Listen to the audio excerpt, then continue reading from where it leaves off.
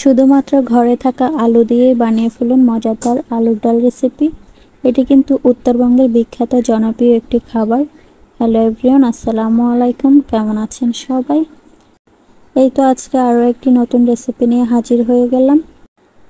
আজকে তৈরি করে দেখাবো আলুর ডাল। সবাই একটি লাইক দিয়ে ভিডিওটি প্রথম থেকে শেষ পর্যন্ত কন্টিনিউ করবেন।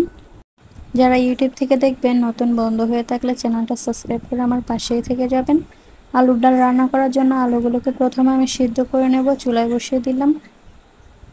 আলুগুলো আমার সিদ্ধ করা হয়ে গেছে। আলুর খোসাগুলো আমি খুব সুন্দর করে ছাড়িয়ে নিয়েছি। এখন সবগুলো আলুকে আমি খুব ভালো করে হাতে ম্যাশ করে নেব।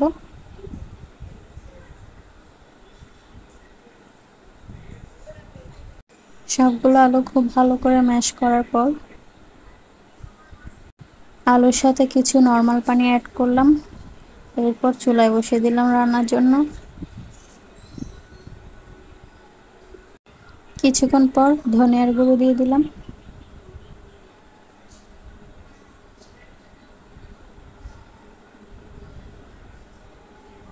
এরপর দিয়ে দিলাম স্বাদ মতো লবণ।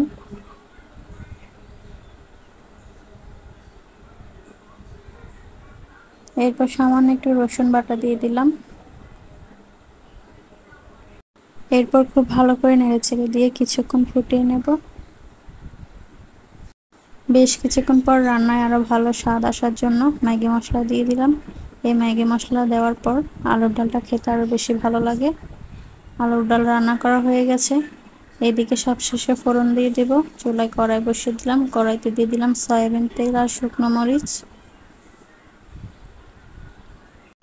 সাথে রসুন কুচি আর পেঁয়াজ কুচি দিয়ে দিলাম।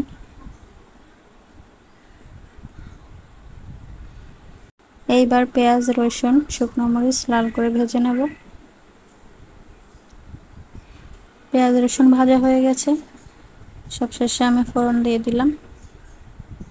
আপনারা একবার হলো ম্যাগি মশলা দিয়ে এইভাবে আলুর ডাল রান্না করবেন, দারুণ লাগে খেতে।